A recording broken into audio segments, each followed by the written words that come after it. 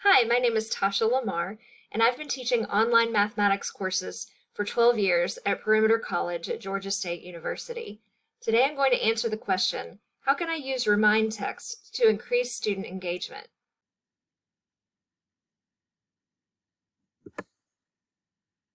The recurrent issues that motivated me to try texting my students were the students who were falling behind and they wouldn't reply to my emails, or they would take weeks to write back to me, and sometimes they never would write back to me. Also, students didn't keep up with the due dates and they would say that they didn't know when assignments were due or they didn't remember when assignments were due. And students use their phones more often than they use a computer or check email, so I knew that they would be much more likely to see text messages than all of the emails that I've been trying to send. It's easy for us to say they have a calendar of due dates and that should be enough, but they have so many things going on. They have multiple other classes. Many students have families to take care of. Many are busy working at part-time or full-time jobs, and some of them are having struggles with finances and financial aid. They have so much on their minds that it doesn't hurt to be reminded. A May 2018 study at Nottingham Trent University said that Americans check their smartphones an average of 82 times a day. So now that it's 2020, I have a feeling that it's even more. I never want a student to withdraw from my class or fail my class because they just weren't sure what they needed to do or when to do it or how to get help. They still might have personal circumstances that prevent them from being successful, but only I can control the quality of communication. Online classes can be so isolating, and students need to know that I'm a real person who's accessible and who cares about their success. Text messages have about a 98% open rate, while email is about 20%. Text messaging has a 45% response rate. Email has about a 6% response rate. Now, you don't necessarily need students to reply to your text messages. We'll talk a little bit more about that later, but that's just an indication of how useful text messages can be versus email. It takes the average person 90 minutes to respond to an email and only 90 seconds to reply to a text message. In 2016, among all students, email use was at about 12.1%, social media 35.2%, and texting 50.2%. And of course, phone calls coming in dead last. They don't really like to talk on the phone, but it's important to see how much more young people prefer texting as a form of communication. Texting is immediate, simple, and to the point. They are very busy, they have a lot of things going on, and they are, most of them, from a generation where they're used to reading short tweets, things that are very simple, something that's not wordy, just, get the point across, this is due tomorrow, be sure you've done it. I found this really interesting that at Harvard, a student was speaking about 1,343 emails he had received just in a short number of months, and how difficult it was for him, even as a very successful and motivated student, to get through all of these emails and decide which ones are important, which ones are not, which ones can I delete, which ones need some kind of a response from me. It can be really overwhelming. Office workers in 2015 got 121 emails per day. So you can imagine that these students are not only getting emails from every single teacher, they're also getting emails from their jobs, they're also getting emails from their personal email accounts, and it can just be so overwhelming to try to get through it all. So what's the bottom line? Teenagers and millennials prefer messaging and texting to other methods of communication. Many instructors may be frustrated and see texting as yet another channel they have to use to connect with students. However, it delivers faster responses and it's proving to be more effective than emails, phone calls, or snail mail to get students to complete important tasks or begin a conversation.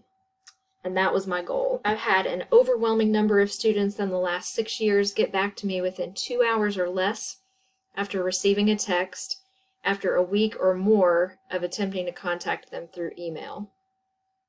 Most of the time, if I text them directly and I use their name and I ask them to please contact me as soon as possible, I get a response that day from a text. Some advantages of Remind texts are you can schedule texts ahead of time, either through the Remind website or you can use an app on your smartphone.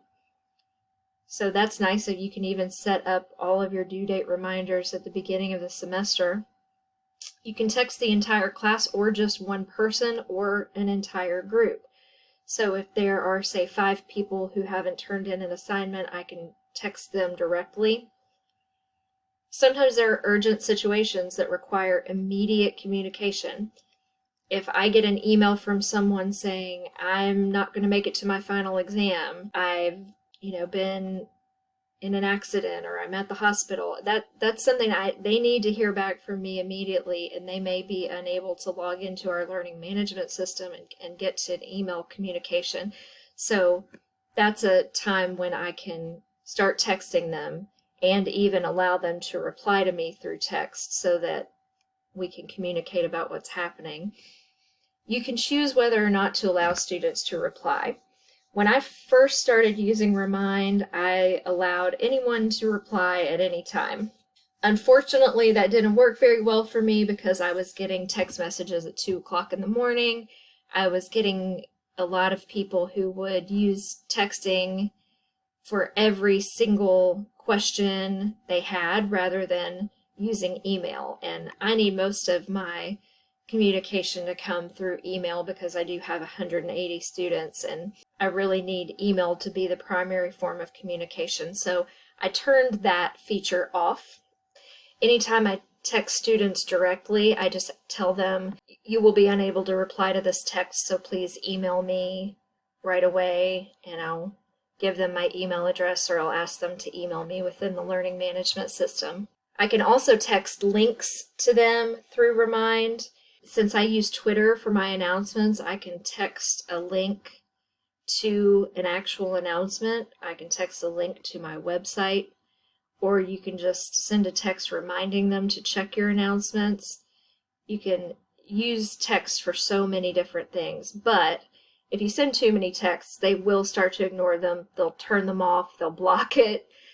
They don't have time to look at or read multiple texts every single day. So you do want to limit how many you send. You want it to be only the most important things. So with texting through Remind, the good thing is students are not required to sign up because I do make them aware that there can be charges for texts if they are charged per text. They can also sign up to get the reminders through an email address if they're uncomfortable using their phone number for that, or if they do get charged per text. I've not found any other services who do this for free, and students do sign up themselves, which is wonderful because that's not another thing to add to your to-do list. All they have to do is send a text message to this number and it signs them up, and you don't have access to their actual phone number. You're just doing this through the Remind app or through the Remind website, and you don't know their actual phone number. So it is an anonymous exchange in a way, except you do see whatever name they use to sign up with. Typically, more than 90% of my students do sign up for these Remind texts, and I have been using these since spring of 2014, and it's been really great. So let me show you what the Remind website looks like.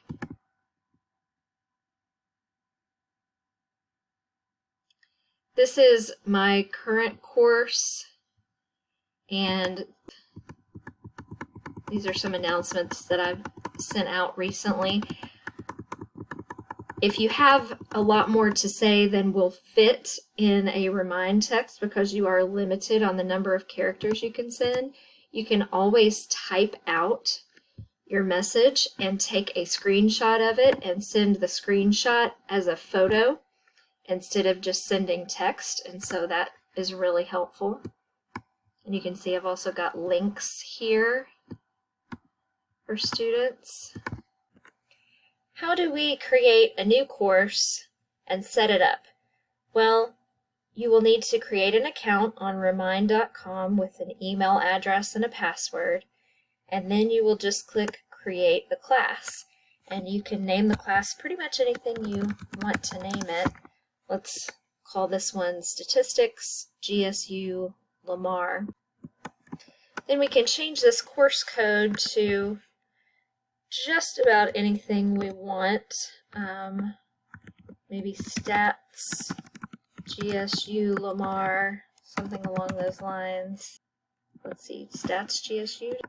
Looks like that hasn't been used before, so then we just click Create, and we have our class created.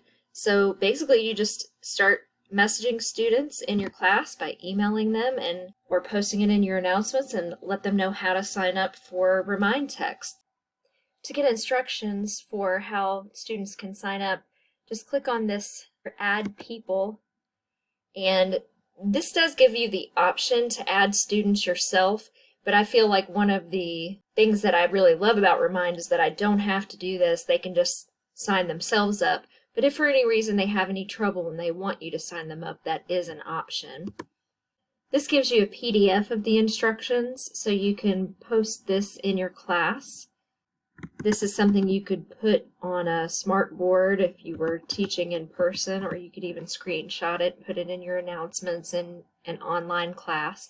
Basically, they're just going to text your course code, whatever that is, to this 81010 number, and if they have any trouble texting it to that, there is a standard phone number they can text it to right there. Okay. Or you can send them a link to sign up for your course. So there are a lot of different ways that you can do that.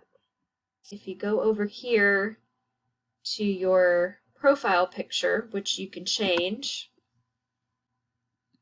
you can go to widgets, and this is a really neat feature of Remind Text.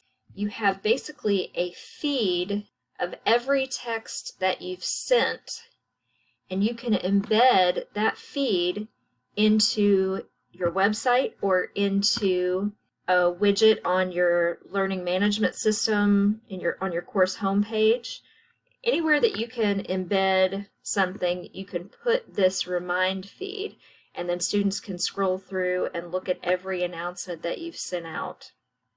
You can also export a message history as a PDF, and you can choose the start date and the end date. You can get a PDF of all the students in your class. So creating and sending a message is a very simple process. You just click on the class that you want to send the message to. Click this icon. Choose the classes that you want the message to go out to. I have two classes that almost have the same name, and that's because I have 180 students, and for free Remind accounts, they do limit you to 150 people. And since I do have more than 150 people signed up for text messages, I just created two accounts and sent out the codes for both, and I just send out my messages to both courses. So you just your homework for chapter 8 is due tomorrow. Something along those lines, and you can see I still have 72 characters left. You can attach files, photos, videos, Google Classroom links, OneDrive links, Sign Up Genius links. They have a lot of options here. And then you just hit send, or you can schedule it for a future date. I get emails at the end of every semester, and students are really grateful for these texts. They really felt that the text helped them to stay on track and to keep up with the due dates. I feel like texting moves you from being on a computer screen to being a part of their real everyday life, because their phones are a huge part of their lives, and they look at those multiple times a day. I hope that this was really helpful for you, and please email me if you have any questions.